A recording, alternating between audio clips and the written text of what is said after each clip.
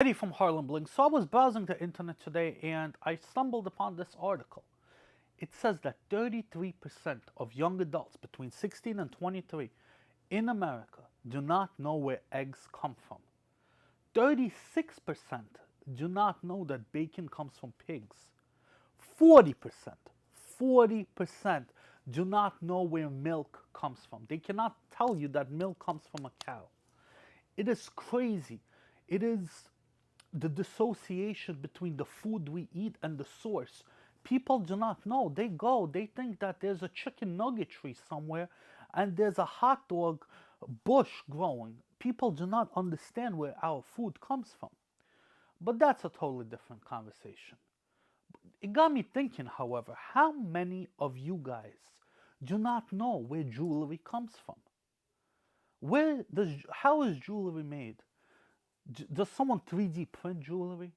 Is there a jewelry tree somewhere in the Italian Alps and I go there once every few months and I start picking it from the tree? How is jewelry made? There's so many videos on YouTube reviewing jewelry, showing the finished product, but how is it actually made?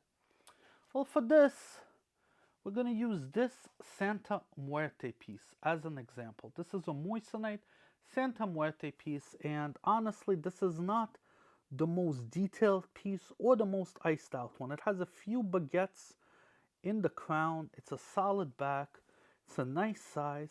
How did we make this piece? How did we make it? It first starts with your ideas and my ideas. And that's why, guys, all of you hit that subscribe button, support the channel, put some more ideas in the comment section. What jewelry should we make in the future? You guys tell me, hey, Eddie, I want to make a Santa Muerte. I want to make another Jesus piece or this or football helmet, whatever it is. Sometimes I do not do it because I feel like, we have too many of it already. But sometimes I listen to your ideas, and that's why I interact in the videos. Once I get an idea, I send that idea to our design team.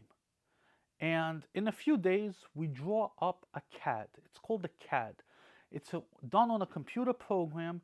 It's a detailed image with a 3D rendition of how the pendant will look from all the sides. We actually get a rough idea of how much it will weigh. I can get a rough idea of the cost to see, if I can make this, but it is going to be extremely time consuming, the price, whether, how it's going to end up looking. Once that is done, what we start doing is we have 3D wax printers. And those machines cost about $70,000 a piece. And we 3D print the wax. Before this was invented, jewelers would actually have to hand make it out of wax, which is much harder.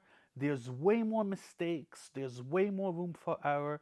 This is really a breakthrough technology. It's the same as when sculptors make sculptures in bronze. They first make an alabaster mold and then fill it in with metal. So we'll 3D print these rough molds, as you can see. Then a jeweler has to make small improvements to it.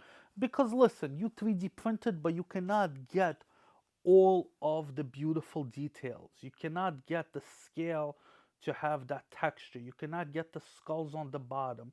You cannot get this detail up top. This requires finishing touches by a jeweler. Once that is done, the metal could be formed, and I cannot show you that whole process because I do not want to share exactly the machinery that is being used. Then the metal gets polished, a very rough polish. Because when it's done, there's going to be rough edges on some spots, but this is not the final polish. Then, if the item has stones like this item, the holes have to be drilled for the stones. Then they have to be measured with a caliper to make sure that the measure 0.5 carat stone.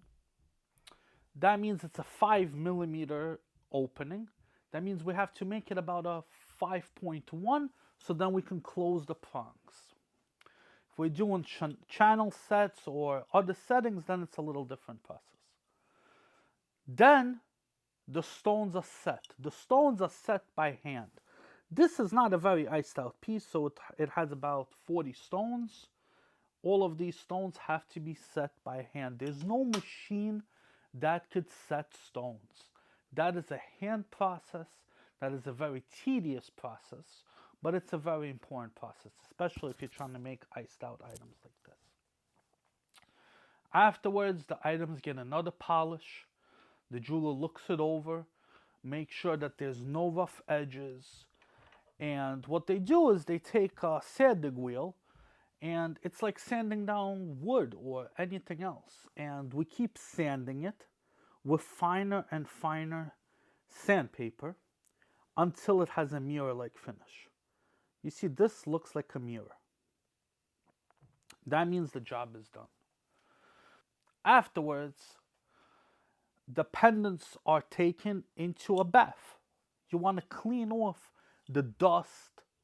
All of the little metal shavings need to be cleaned off because it's dirty.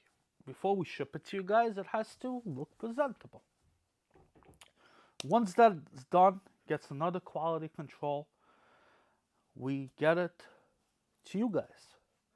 And then you get to enjoy the jewelry. And that's a very simple look at how jewelry is made from start to finish. Until next time, Eddie from Harlembling.